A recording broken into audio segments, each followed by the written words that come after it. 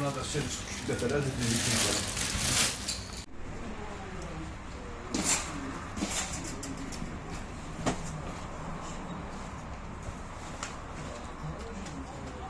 Türkiye için ben hem yazdım bu konuda hem konferanslarda söylüyorum. Birkaç nokta var.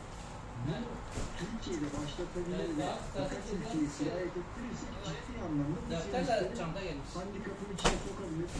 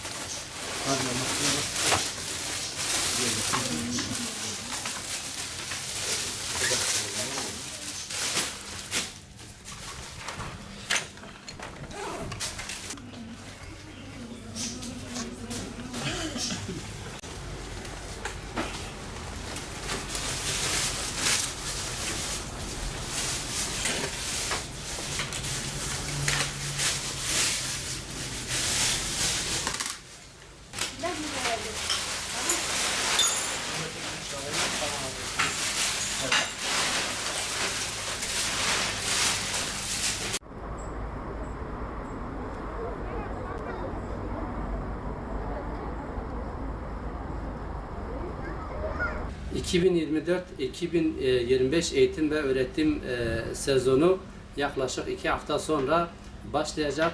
Yetimler Vakfı olarak Bir Yetimi Sen de Okut projesiyle yaklaşık bir aydır bir çalışma başlattık ve hayırseverlerimize çağrıda bulunduk. Çünkü bizleri bekleyen binlerce yetim ve öksüz çocuğumuz vardır. Dolayısıyla okulların başlamasıyla buna kayıtsız kalamayız.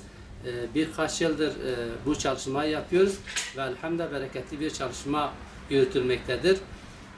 Hayırseverlerimizin destekleriyle bugün itibariyle yüzlerce yetim ve öksüz çocuğumuza kırtasiye malzemesini ulaştırmak için çalışıyoruz. Hazırlıklarımız yapıldı ve çocuklarımıza, yetim çocuklarımıza dağıtımına başladık. Emeği geçen hayırseverlerimize teşekkür ediyoruz. Ama şu bilinmelidir ki daha gözü bizde olan, ihtiyacı olan binlerce yetim ve öksüz çocuğumuz vardır. Dolayısıyla hayırseverlerimiz bu konuda duyarlı olmaları gerekiyor. Onlara da kırtasiye malzemelerini ulaştırmak için hayırseverlerin desteğine ihtiyacımız vardır. İnşallah hep birlikte bu yılda yetim ve öksüz çocuklarımıza eğitim ve öğretimlerinde katkıda bulunacağız. Dileyen hayırseverlerimiz vakfımıza gelerek dağıtım esnasında yardımcı olabilirler. Yetim ve öksüzlerin yüzündeki bu sevince ve gülümsemeye ortak olabilirler, kendi gözlerle görebilirler. Şimdiden hayırlara vesile olmasını Yüce Rabbimden diliyorum.